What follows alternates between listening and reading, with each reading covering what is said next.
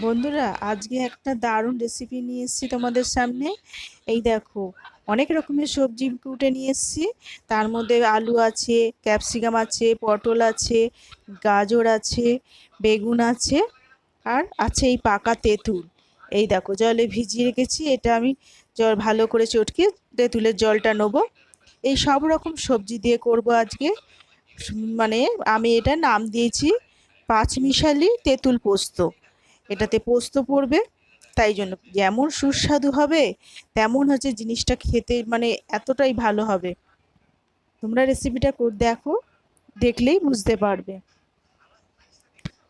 সব রকমের সবজিগুলো আমি একটু আগে ফোড়ন দিয়ে ভেজে নেবো।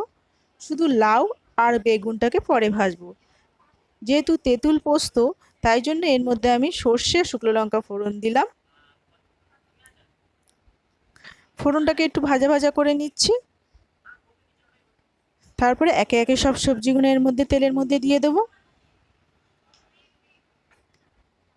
পটল দিয়ে দিচ্ছি, পেঁপে দিয়ে দিচ্ছি, আলু দিয়ে দিচ্ছি। সব সবজিগুলোই পরপর একে একে দিয়ে দেবো। দিয়ে ভালো কিছুক্ষণ ধরে, বেশ কিছুক্ষণ ধরে এটা নাড়বো। একটু ভাজা ভাজা করব কিছুক্ষণ ধরে। এই তেঁতুল পোস্তটা খেতে যেমন সুস্বাদু, নিরামিষের দিনে মানে ভাতের প্রথম পাতেই হোক আর শেষ পাতেই হোক, খুব ভালো লাগে খেতে। তোমরা সবাই দেখবে, যদি বানিয়ে খাও, এটা এতটাই সুস্বাদু হবে যে।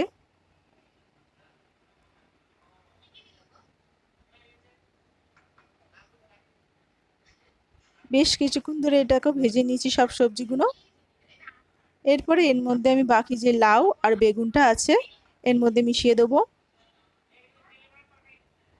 লাউ বেগুনগুলো আবার একটুখানি ভালো করে ভেজে নেবো, কিছুক্ষণ ধরে নেড়ে নেবো। একইভাবে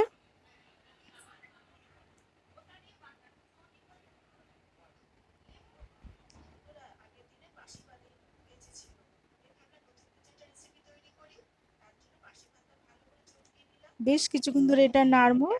কিন্তু তার মধ্যে এর মধ্যে মিশিয়ে দেবো পরিমাণ মতন, দেখো, কিছুটা কারি পাতা। যেহেতু এটা টক করছি বলে কারি পাতা দিলে তার সুগন্ধটাই আলাদা হয়।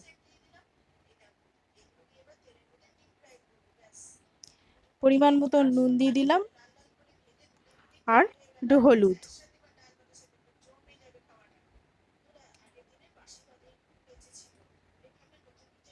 বেশ কিছুক্ষণ ধরে আর একটু কিছুক্ষণ নাড়বো এটা।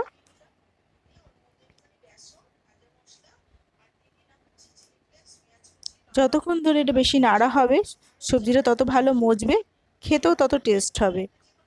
উষ্ণ জল গরম করে রেখেছিলাম, দিয়ে সবজির মধ্যে দিয়ে দিলাম। এই এটা বেশ মিনিট পাঁচেক আমি চেপে রান্না করব কিছুক্ষণ।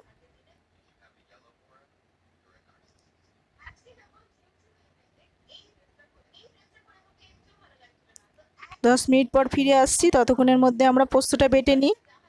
মিহি করে পোস্তটা বাটবো।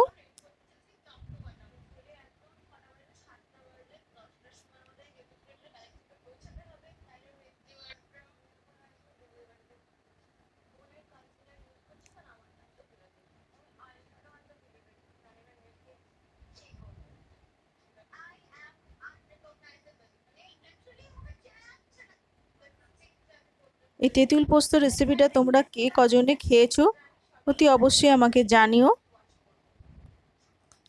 এই তেঁতুল পোস্ত রেসিপিটা আমি প্রথম করছি। এই তেঁতুল পোস্তটা আমি আগে কখনো এইভাবে খাইনি।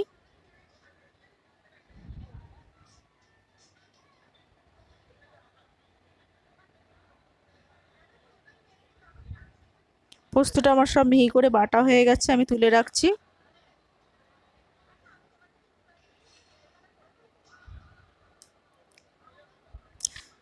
দেখো, 10 মিনিট পর ফিরে আসলাম। সবজিগুলো প্রায় আমার সেদ্ধ হয়ে গেছে,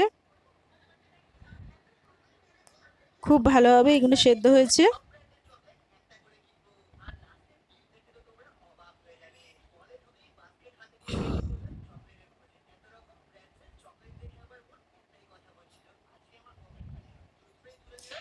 শেষ পাতে বাটি বাটি করে খেতে দেখবে মন জুড়িয়ে যাবে। তেঁতুলের পাপটা সবটা দিয়ে দিলাম আর পোস্ত বাটাটা দিয়ে পরিমাণ মতন একটু মিষ্টি দিচ্ছি।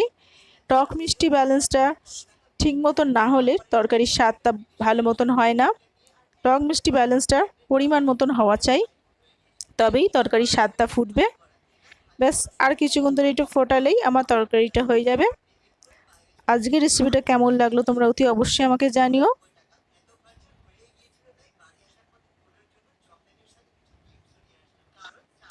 এবার একটি পাত্রে আমি রেখে দিচ্ছি।